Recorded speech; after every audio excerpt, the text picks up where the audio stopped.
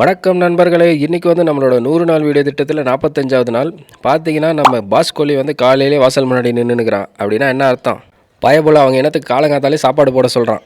But இருந்தாலும் நான் குளிச்சு முடிச்சுட்டு கையில் துண்டை வச்சுருந்ததுனால முதல்ல துண்டை காய போட்டு அதுக்கப்புறம் தான் நான் பசங்களுக்கு சாப்பாடை போட்டேன்.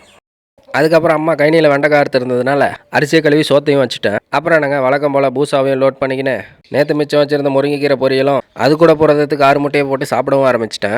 வேறு என்னங்க, இன்றைக்கி நம்ம கைனியில் போய் வெண்டைக்காய் இருக்க துப்பு இல்லைனாலையும் அறுத்துன்னு வந்த வெண்டைக்காயை நல்ல காய் எது நல்லா இல்லாத காய் எதுன்னு சொல்லி செப்பரேட் பண்ணி போடுறதுக்கு உக்காந்துட்டேன். நண்பர்களே, பார்த்தீங்கன்னா வந்து இதை வந்து ரவுண்டு காயின்னு சொல்லுவாங்க, அப்படின்னா கோணக்காயம். இதை வந்து பார்த்தீங்கன்னா நம்ம மார்க்கெட்டில் வாங்கிக்கிறதுல இந்த மாதிரி நேராக இருக்கணுமா, இதுக்கு பேர் வந்து நீட்டு காயம். அதனால் ரெண்டையும் வந்து செப்பரேட் பண்ணி வச்சுருக்கிறேன். நம்ம காணொலியை பார்க்குறவங்களுக்குலாம் ஒரு சில டவுட் வரும். பார்த்தீங்கன்னா வந்து நான் க்ளவுஸ் போட்டுன்னு வந்து வேலை செய்கிறேன். இந்த க்ளவுஸ் வந்து நம்ம என்னத்துக்கு போடுறோன்னா, வெண்டைக்காய் கைனியில் இறங்கும் போதும் சரி, வெண்டைக்காய் எடுக்கும் போதும் சரி, அது வந்து சுனையுள்ள பொருள். அதனால் வெறும் கையில் வேலை செஞ்சாங்கன்னா அரிக்கும். சரிங்களா? அதை வந்து நம்மளால் தாங்கவே முடியாது. அதனால தான் நாங்கள் க்ளவுஸ் போட்டுன்னு வேலை செய்கிறோம். பார்த்தீங்கன்னா நம்ம 40 கேஜி வெண்டைக்காய் எடுத்துருக்கோம். அதில் 100%க்கு 20% இந்த ரவுண்டு காய் தான் வந்துனுக்குது. இது வந்து வேஸ்ட்டு தான். மீதி 20% பார்த்தீங்கன்னா இந்த மாதிரி முத்துன காய். இது ரேட்டு கம்மி.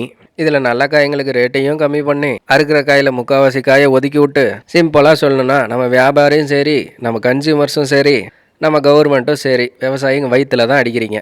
நாடு நாசமாக போகுது, உனக்கு என்னையா வேணும்னு கேட்குறீங்களா? சரி வாங்க வீடியோக்குள்ளே போகலாம். அறுத்த காய் அப்படியே வச்சுருந்தாலையும் பழசாயிடுச்சுன்னு சொல்லி அதுக்கும் ரேட்டு கம்மி பண்ணிவிடுவாங்க. அதனால் அறுத்ததொன்னே எடுத்துகிட்டு போனால் தான் அந்த காய்க்கும் மதிப்பு, எடுத்துகிட்டு போகிற நம்மளுக்கும் மதிப்பும் மரியாதையும் கிடைக்கும். வேறு என்ன நண்பா, இன்றைக்கும் போட்ட காய்க்கு சீட்டு எழுதி வாங்கிக்கின்னு வீட்டுக்கு பெப்பரு, மஞ்சள், பால், தயிர்னு வாங்கிக்கின்னு அம்மாவும் ஐஸ்கிரீம் கேட்டாங்க.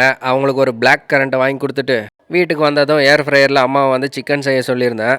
அது கூட குழம்பு இல்லாததுனால தயிரை போட்டுன்னு சிக்கனை ஊறுகாய் மாதிரி சாதத்து கூட சேர்த்து சாப்பிட்டுட்டேன். அதுக்கப்புறம் இன்னையோட பார்த்தீங்கன்னா கண்ணில் வெயின் பஸ்ட் ஆகி 4வது நாள் கண்ணில் ஸ்ப்ரெட் ஆன பிளட்டு வந்து ஒரு 80% கிளியர் ஆகிடுச்சு.